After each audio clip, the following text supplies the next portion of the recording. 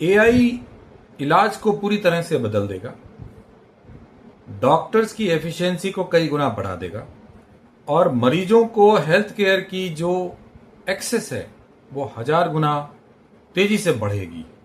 शरीर के ऐसे अंगों में जहां ऑपरेशन के लिए बहुत बड़ा एक बनाना पड़ता है, कट लगाना पड़ता है, उसकी जगह AI operated minor equipments blood vessels और दूसरे माध्यमों से भेजे जा सकेंगे।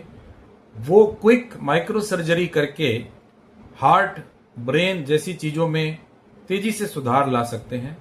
तो ना सिर्फ रफ्तार बढ़ेगी बल्कि दूर से होने वाली सर्जरी आसान हो जाएगी और एआई समय भी बचाएगा, लोगों के रिसोर्सेज बचेंगे और डॉक्टर्स अपना काम बहुत तेजी और आसानी से कर सकेंगे। इंजीनियरिंग के क्षेत्र में एआई का इस्तेमाल बहुत तेजी से बढ़ा है और कुछ ऐसे इंजीनियरिंग विद्याएं जिसमें हिस्टोरिकल डेटा का बहुत ज्यादा इस्तेमाल है, उनका इस्तेमाल अब कम होता जाएगा।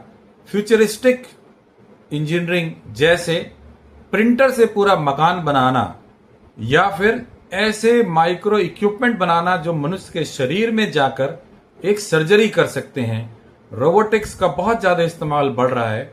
तो आर्टिफिशियल इंटेलिजेंस के जमाने में ऐसे इंजीनियरिंग कोर्स जो कि रोबोटिक्स, माइक्रो पार्ट्स और डिजाइन, प्रिंटिंग, इन सब का समावेश कर रहे हैं, ऐसे इंजीनियरिंग कोर्सेज की आवश्यकता बढ़ेगी।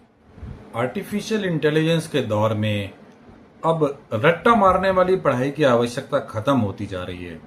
आर्टिफिशियल इंटेलिजेंस से बहुत बड़ी जानकारी का एक डेटाबेस ऑलरेडी अवेलेबल है और हमें ये मानकर चलना चाहिए कि हमारे जो विद्यार्थी हैं उन पर आर्टिफिशियल इंटेलिजेंस के द्वारा उपलब्ध कराई गई जानकारी मौजूद है।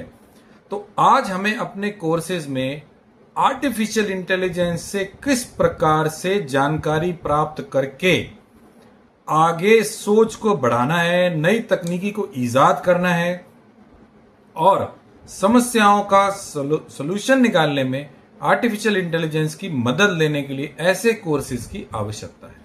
एआई के दौर में ऐसे टीचर्स की आवश्यकता है जो मशीन में मौजूद डेटा को इस्तेमाल करते हुए विद्यार्थियों को इस प्रकार की सोच डेवलप करने में मदद करें कि किस प्रकार से भविष्य की चीजों को, भविष्य की जो चुनौतियां हैं उसको मशीन यानी आर्टिफिशियल इंटेलिजेंस की मदद से कैसे सॉल्यूशन करें।